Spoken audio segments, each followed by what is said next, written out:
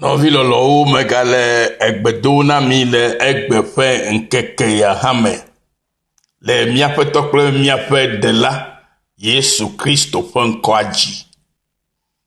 Mexɔe se eye meka ɖe dzi le míaƒe Mawu ƒe ŋusẽa nu kple eƒe alɔ sesẽ ke le mía katã dzi la. Mexɔe se be míawo hã mígakpɔ agbe ɖe agbenyigba ya dzi le egbe ƒe ŋkekea me.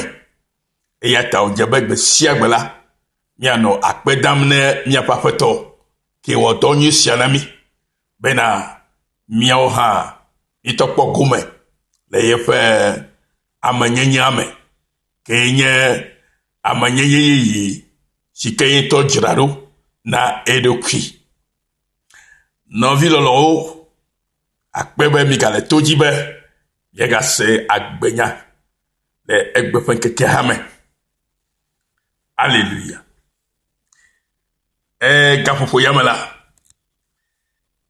medi be maɖo ŋku ŋɖe dzi na wo, elabe nu geɖe ke le ame geɖewo gbodzo ɖe ŋuti egbea alo si ke kplɔ wo de fuflu me eye wo vodo kpe le woƒe kristotɔ ƒe agbenɔnɔ me la, eya ŋutie gbɔgbɔ kɔkɔe di be le ɖekawɔ me la míakplɔ míase ŋɖewo gɔme. Aleluya. Nu si ke medi be nye kplo míase gɔme nyuie egbe la ye nye be biabia nye be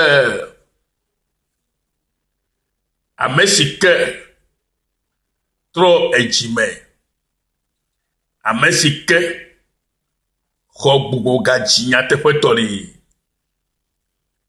eganɔna enuvɔ wɔwɔ dzi ɖaa alo ɖe agakpɔ eɖokui be enuvɔ gbakpɔtɔ le ye ŋutia,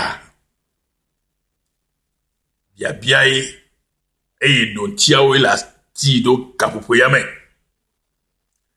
Elabe ame geɖe able si ke megblɔe nea, wogba kpɔtɔ le enuvɔ ƒe ekuluvi nyenye te, togbɔ be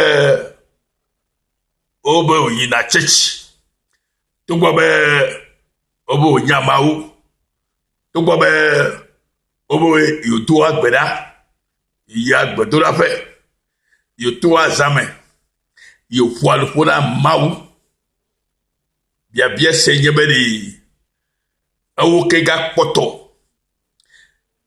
gblɔ be ye nye kristotɔ vɔ gakea enuvɔ le ye ŋuti la, egɔme nye be mekpɔ se nuawo gɔme nyuie o, edze be woaɖe gɔme na o, eye menye ŋutila menɔnɔ alo amenyenye ke mi nye le egota leke ye na be atem se gɔme o. Nenye be menye gbɔgbɔme ƒe ame nyateƒetɔ o, esi ke ne trɔ dzime vɔ o la, ele asese be nate se gɔme.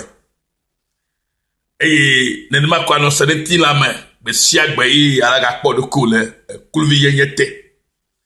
Gake le egbe la, medi be míaɖe nu vi ɖe gɔme na mi ne miate se nuwo gɔme nyuie, alebe míaƒe amenyenye yeyea la ne wòade blibo le mía ŋutɔ ɖokui me, elabe nenye be Kristo ɖe wò nyateƒe la, Biblia gblɔ be trɔ zi ame vovo, nenye be enya nyateƒea la, nyateƒea la wɔ ame vovo tso mavɔ yi ɖe mavɔ me.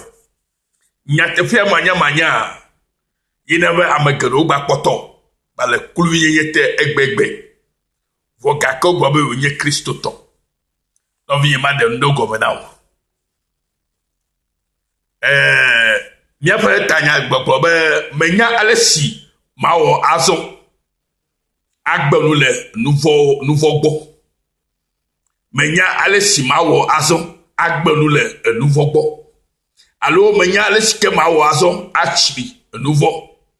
Alo menya ale si ke mawɔ azɔ mena nyemagawɔ nuvɔ ake o. Je sais maintenant comment se débarrasser du péché.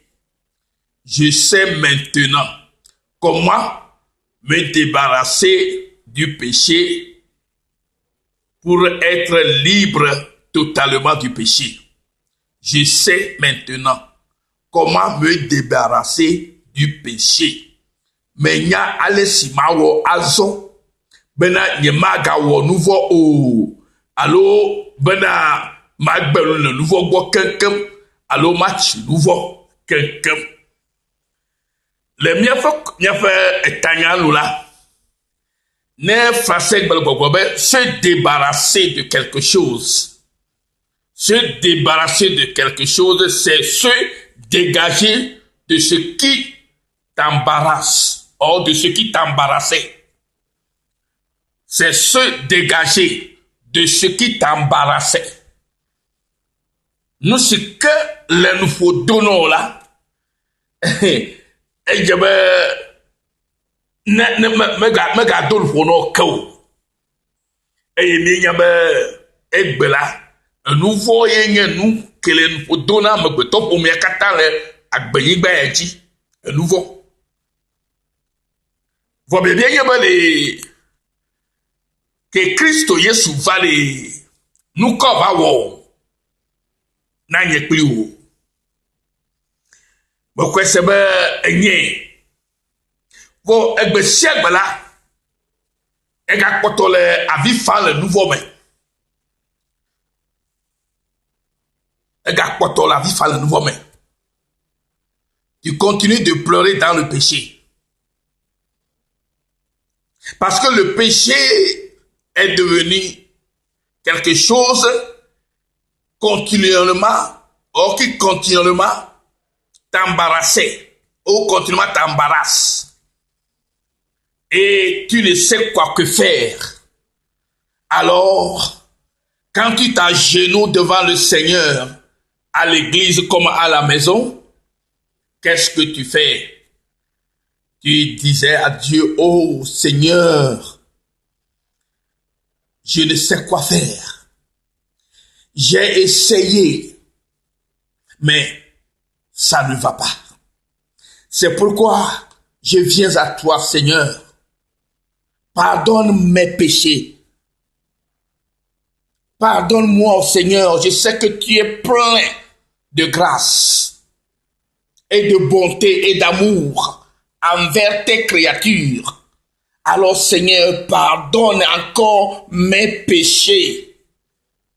Ce qui veut dire que le péché est devenu quelque chose dans ta vie qui ne te laisse pas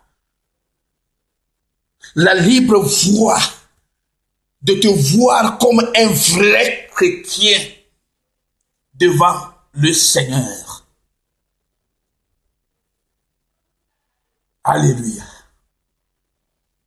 Novinho, mais de kukunami, mais midola se enyasio comme nuit. Et yata, mia ide akpava guachi, ne mia we popo nanya bubunami, de Yesu Christo bon kwaji. Mia disarea. Amen.